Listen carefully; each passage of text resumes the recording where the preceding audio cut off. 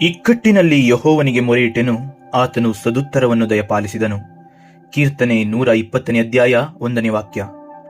ನೆಲ್ಮೆಯ ಬಾಂಧವರೇ, ಈ ಲೋಕದಲ್ಲಿ ಕಷ್ಟ, ತೊಂದರೆ, ಸಾಲ, ನಷ್ಟ, ನಮ್ಮವರನ್ನೇ ಕಳೆದುಕೊಂಡ ಜೀವಿತ, ಅಶಾಂತಿ, ಅಸಮಾಧಾನದಿಂದ ಜೀವಿತವನ್ನು ಸಾಗಿಸಲಾಗದೆ ಮುಂದಿನ ದಾರಿ ಕಾಣದೆ ತೊಳಲಾಡುತ್ತಿರುವ ನೊಂದ ಹೃದಯಗಳೇ, ಇಂದು ದೇವರು ಹೇಳುತ್ತಿದ್ದಾರೆ, ನಾನು ನಿಮ್ಮನ್ನು ಪರಿಶುದ್ಧವಾಗಿ ಸೃಷ್ಟಿಸಿ ಈ ಲೋಕಕ್ಕೆ ಕಳುಹಿಸಿದೆ.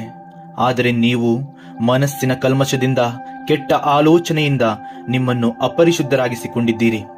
ಆದರೆ ಇಂದು ನಿಮ್ಮ ಅಪರಿಶುದ್ಧತೆಯ ಜೀವಿತವನ್ನು ಬಿಟ್ಟು ನನ್ನನ್ನು ಮೊರೆಯಿಡುವುದಾದರೆ, ನೀವು ಎಂಥ ಇಕ್ಕಟ್ಟಾದ ಸಂಕಷ್ಟಗಳಲ್ಲಿ ತೊಳಲಾಡುತ್ತಿದ್ದರೂ ನಾನು ನಿಮ್ಮನ್ನು ಬಿಡಿಸುತ್ತೇನೆ ಎನ್ನುತ್ತಿದ್ದಾರೆ. ಪ್ರಿಯರೇ, ತನ್ನನ್ನೇ ರಕ್ಷಿಸಿಕೊಳ್ಳಲಾಗದ ಮನುಷ್ಯ ನಿಮ್ಮನ್ನು ನಡು ನೀರಿನಲ್ಲಿ ಕೈಬಿಡಬಹುದು. ಆದರೆ ಸರ್ವವನ್ನು ಮಾಡಲು ಶಕ್ತನಾದ ದೇವನಲ್ಲಿ ಮೊರೆಯಿಟ್ಟರೆ ಆತನು ಎಂದಿಗೂ ಕೈ ಬಿಡುವುದಿಲ್ಲ, ರಕ್ಷಿಸಿಯೇ ರಕ್ಷಿಸುತ್ತಾನೆ. ಜೈ